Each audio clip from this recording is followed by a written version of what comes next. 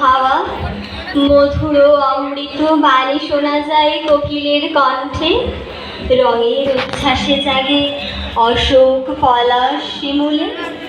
বেরিয়ে আসে শীতের খোলসে ঢুকে থাকা কৃষ্ণচূড়া, রাধাচূড়া, আর এসব ফুলে ফুলে ভ্রমর করে খেলা।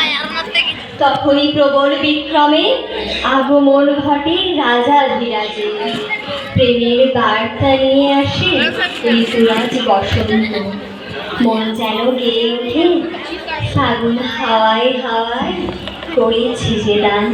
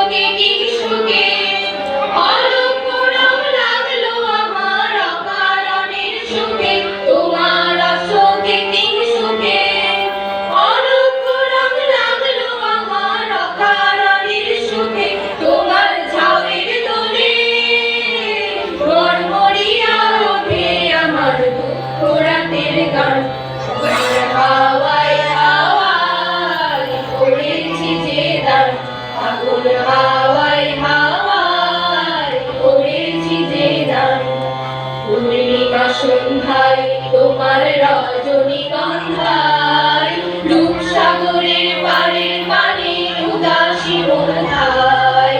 পূর্ণিমা সন্ধ্যায় তোমার রজনীগন্ধায় রূপসাগরের পাড়ের পানে উদাসী মন্ধায়। তোমার প্রজাপতির পাখা আমার আকাশ চাওয়া মুগ্ধ চোখে রঙিন স্বপন পাখা। তোমার প্রজাপতির পাখা আমার আকাশ চাওয়া মুগ্ধ চোখে রঙিন স্বপন মাথা। তোমার চাঁদের আলো মিলায় আমার দুঃখ সুখের সকল অবসান। তোমার হাওয়ায় হাওয়ায় করেছি যে দান, ঠাকুর হাওয়ায় হাওয়ায় করেছি যে দান। আমার আপন হারা প্রাণ, আমার বাঁধন ছেঁড়া প্রাণ, তোমার হাওয়ায় হাওয়ায় করেছি যে দান, ঠাকুর হাওয়ায় হাওয়ায় করেছি যে দান।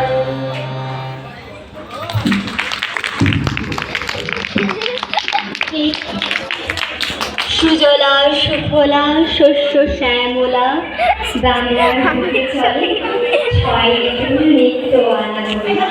তারা একই পথে এক চিঠি বাংলার প্রকৃতিকে